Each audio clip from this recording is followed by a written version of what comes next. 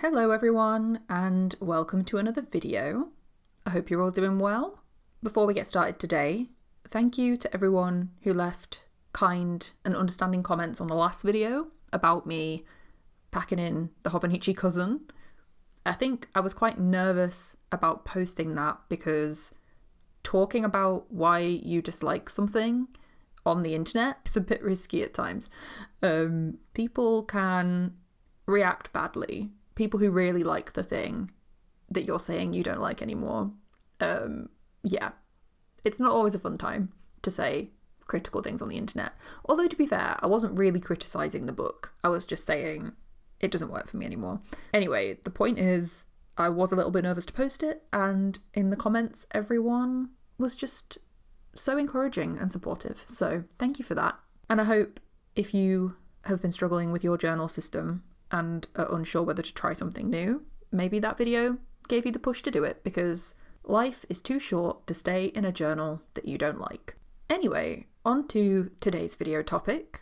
I thought I'd do a journal with me, because I haven't done one of those in a while, and it's kind of a special one, you could say, because the day I'm posting this, the 24th of March, is in fact my birthday. And this journal with me is a clip of me journaling about, 28, the year that was, and my hopes for 29, the year that is just about to come. I am turning 29.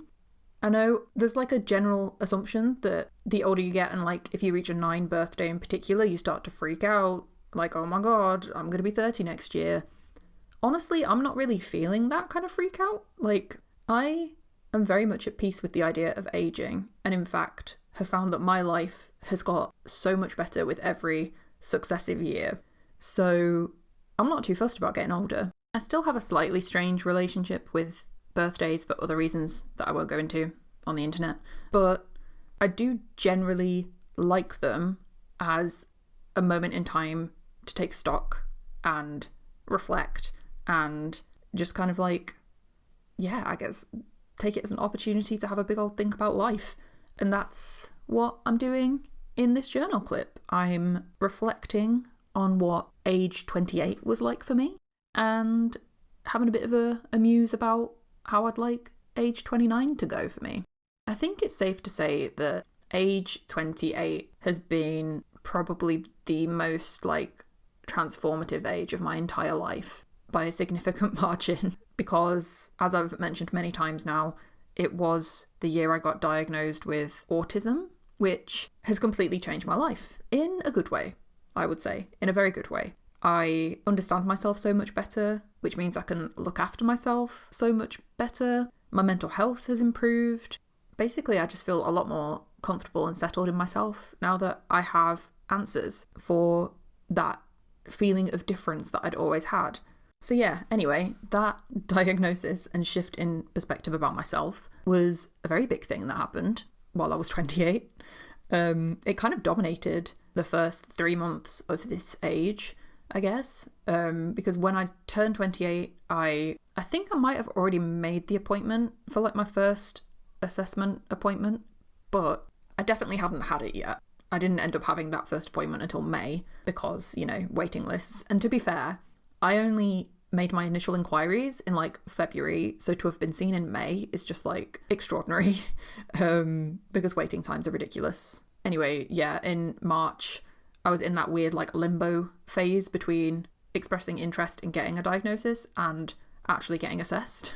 And it's quite a mentally challenging time, in my experience at least, because I just flip-flopped constantly between being utterly convinced that I was autistic and that this assessment would be a breeze because I'm so obviously autistic, and just feeling excited about it, but then also fear that maybe I'm not autistic after all and I'm going to get disappointed because I've got my hopes up that this is the answer for me and it's not. So it was just a lot of peaks and troughs of emotion there. And then when the assessment actually started, it was exhausting.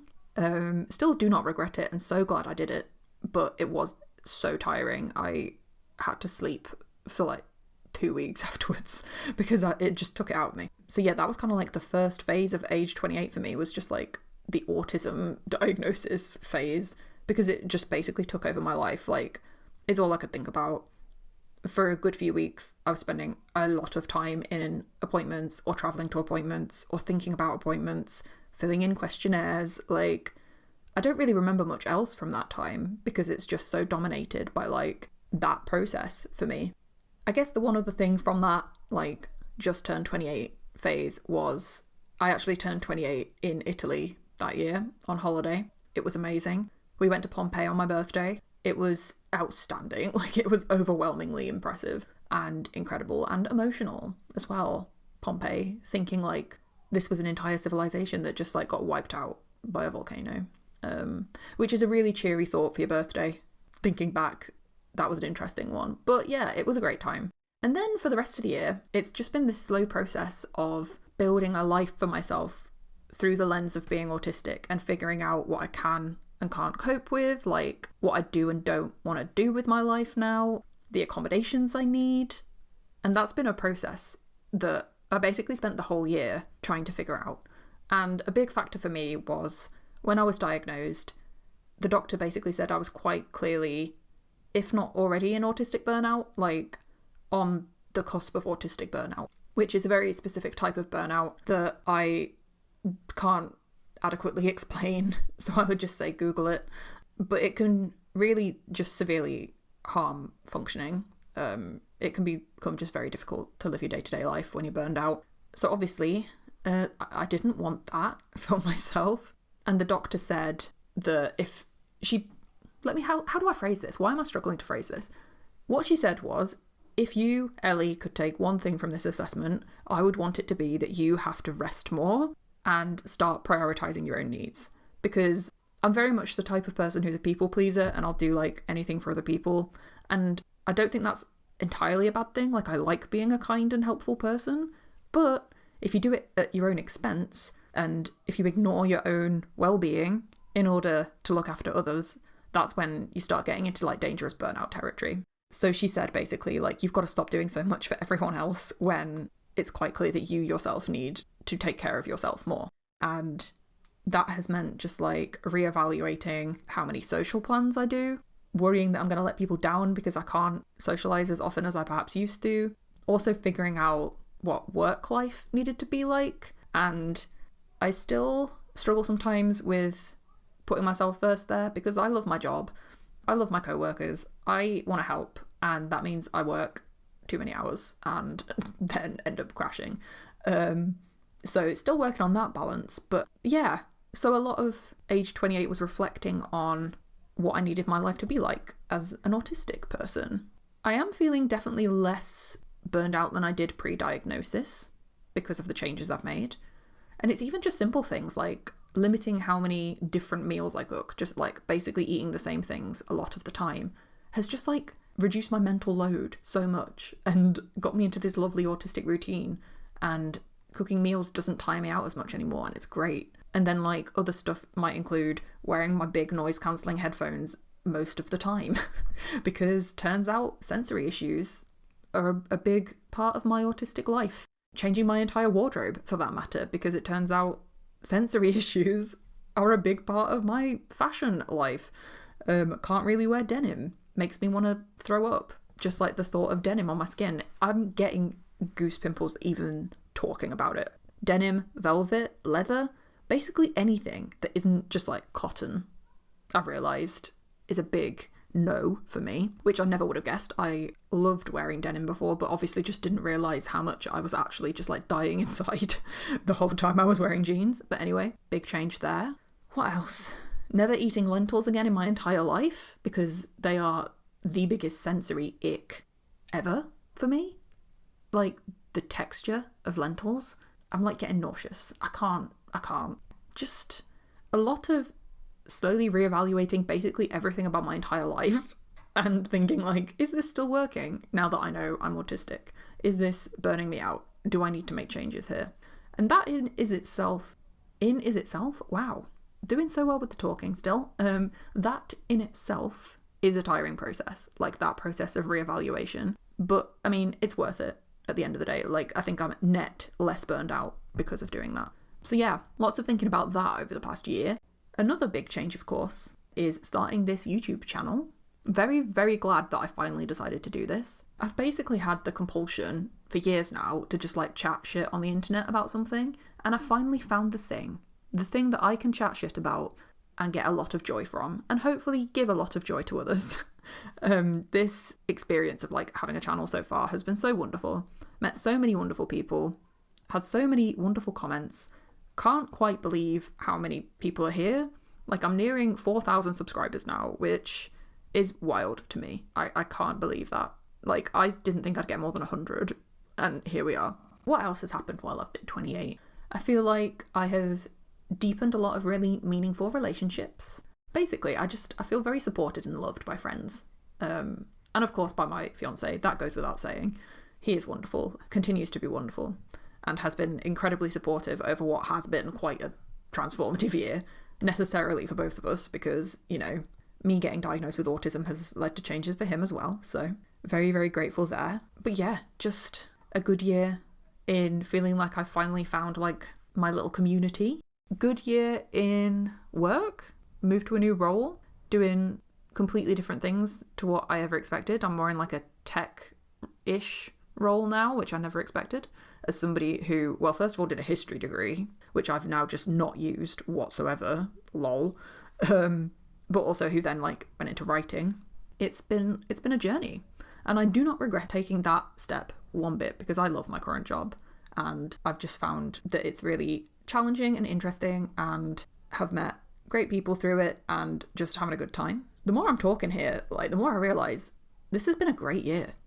Like, transformative just in the best way, because I've pushed myself in directions I never thought I would go in with like YouTube and work. I've met great new people and continued to know great people. I've fully embraced my autistic identity. It's just been, yeah, overall a pretty good time. I think that's pretty much everything to say about 28. Let's move on to my plans for 29. If I could sum up how I hope the next year will go, it's just continuing the positive momentum of the last year. Continuing to deepen the relationships that mean the most to me, to find like professional and creative fulfillment in my work and my YouTube channel, and to keep on figuring out what my life needs to look like as an autistic person, because I've made great progress in that over the last year, but I think there are still areas in which I could basically just like put myself first more, you know? As a recovering people pleaser, it's hard. It is really hard. But there are still areas of life in which I can tell I'm sacrificing myself for others, and it's hard because I don't want to say like I don't want to do that anymore, because I care about people. I am somebody who just feels a lot. I feel a lot of things. I have a lot of emotions. All of them are strong, and that includes my care for people. Like, if I care about someone, I will do anything for them. Like, those emotions are so strong that I'm just like, I will fight people. I've never actually fought anyone in my life, so I don't know why I'm offering to fight people. I'll be there in people's times of need. Like, that care just like overwhelms me almost, and like it's all I want to do is just look after the people I care about. But unfortunately, right now, I don't include myself in that bucket of people I care about, and that's where the balance needs to shift. Still caring for others, because I don't think I'd be comfortable not doing that, to be honest. Like, that's just not who I am as a person. But caring for myself too, I guess.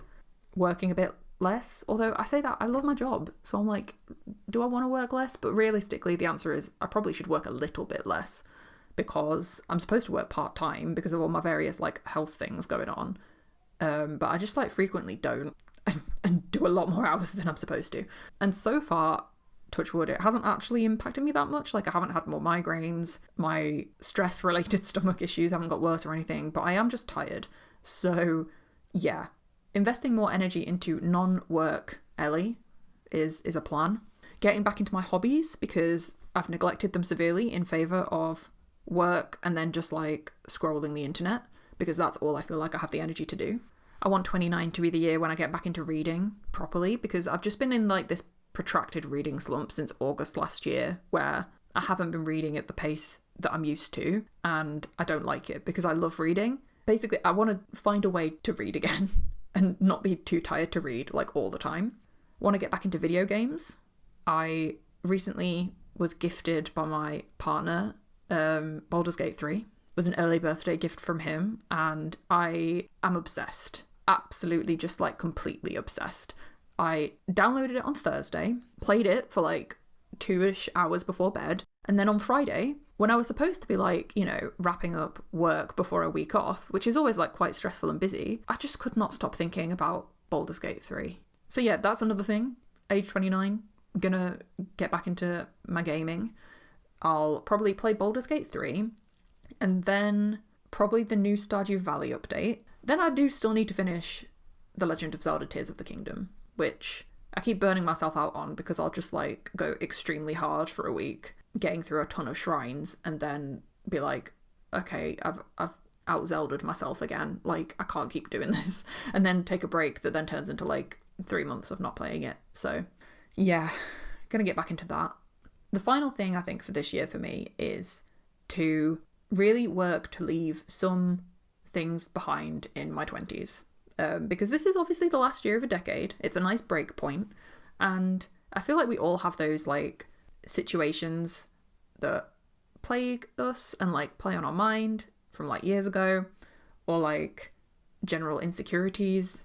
And this is probably just too much of an ask for myself, but it would be really nice to like be conclusively able to put some of that in my 20s and turn 30 and be like, I'm leaving that in the past decade. Let's move forward with more confidence and less, you know, being haunted by the past. That would be lovely. So yeah, if my therapist's watching, which she won't be, why would she be?